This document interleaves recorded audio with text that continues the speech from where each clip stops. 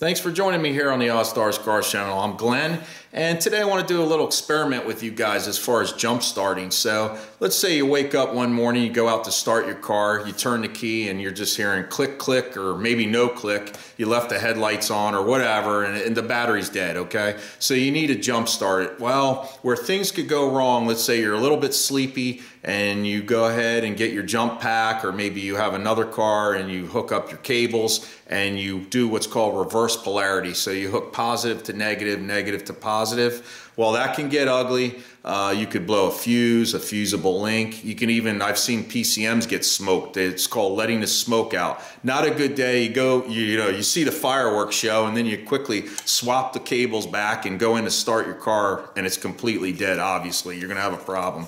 Well, Wagan Tech had sent me this iOnBoost V10 Torque, which is a jump pack. It's got 1,000 amps and like 500 cranking amps. I'm going to do a full review on this tool. I've had it for about a year, and I'll leave a link to that review in the description here down below once that video's up. But today the experiment is I want to try it on one of my vehicles. So I'm going to take it out to the truck, one of my trucks. We're going to hook it up purposely, reverse polarity, because this box here, this little blinky box, supposedly has the technology that it will prevent that from happening. So it won't allow the power to flow out of this into the electrical system and short something out.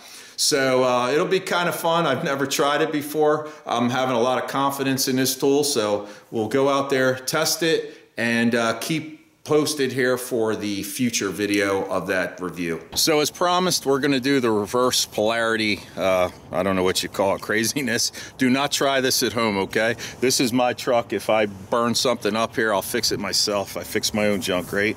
So anyway, I've got the iOnBoost all set to go. We got the red and the green right there.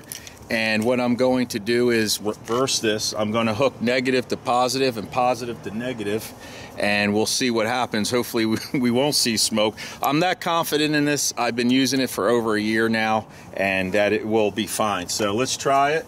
We'll see what happens, and then we'll see if the truck starts. So this is positive over here, and this is negative back here. So let's start like opposite, okay? We'll put the negative to the positive. And we're still flashing. I don't know if the camera will pick it up. Let me zoom in here so you guys can see this. This should be fun. I don't do this too often, only by mistake once in a while, right? All right, so here we go. We'll put the red to the negative, and let's see, we'll wait for something.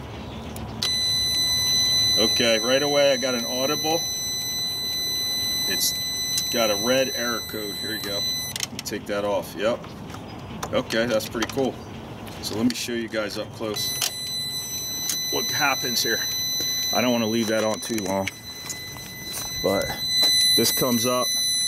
Oops, zoom you out. Red error right there. So let's take this off. That would have definitely, if we were jump starting this from another vehicle, that would have definitely smoked some electronic component in here. I don't know what would have blown, what would have melted, but it could have been a fusible link, it could have been the PCM. You can really fry your stuff up. So now let's give it the real test. Let's go inside. I got the key here, and let's see if it starts. We need a drum roll. Drum roll, please. All right. Oh, that's a good sign already. Awesome. So there you go.